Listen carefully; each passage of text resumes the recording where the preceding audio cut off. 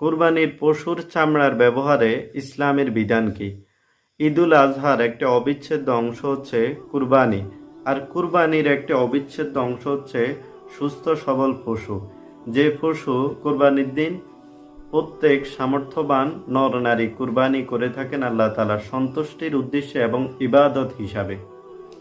কিন্তু এই পশুর চামড়া নিয়ে আমাদের মধ্যে অনেকের ভুল ধারণা রয়েছে।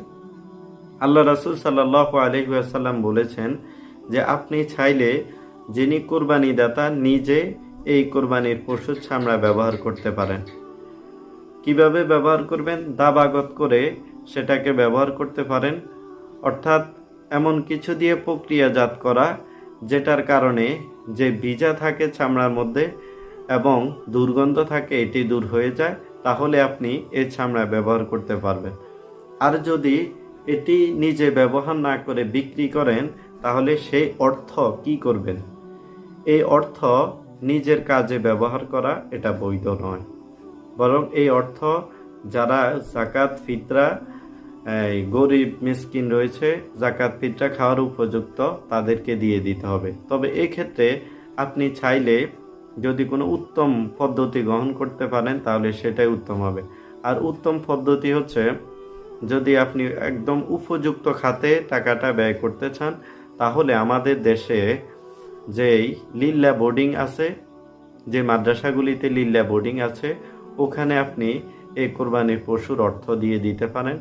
গরিব যে সমস্ত শিক্ষার্থী আছে, দিন শিক্ষার জন্য এসেছে, কিন্তু অর্থের অভাবে অনেকে পরিপূর্ণ টাকা মাদ্রাসায় দিতে পারে না, তাদেরকে এই যে গোরাবা ফান্ড থেকে মাদ্রাসা কর্তৃপক্ষ চালিয়ে থাকে।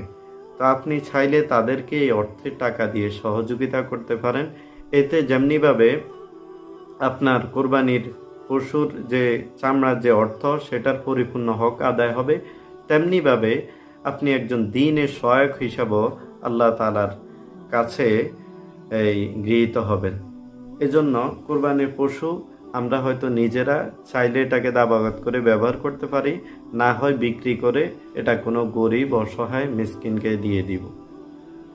আল্লাহ তাআলা আমাদের সবাই কোরবানিকে কবুল করে নিক, আমিন। আপনি যদি এই চ্যানেলে নতুন হয়ে থাকেন, নতুন আধুনিক সব মাসাইল জানতে চ্যানেলটিকে সাবস্ক্রাইব করে ভিডিওতে একটি লাইক দিয়ে সাথেই থাকুন।